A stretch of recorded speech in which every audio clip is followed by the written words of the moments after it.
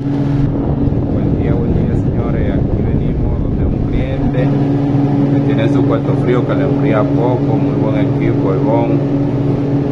Encontramos con este ventilador dañado y de paso le voy a mostrar algo más que tiene problemas, que es condensador en el pasillo allá en el callejón. Aquí eso hay que sacarlo de ahí para que pueda funcionar bien. Verán cómo está este condensador, sumamente sucio, sumamente tapado. Ahí.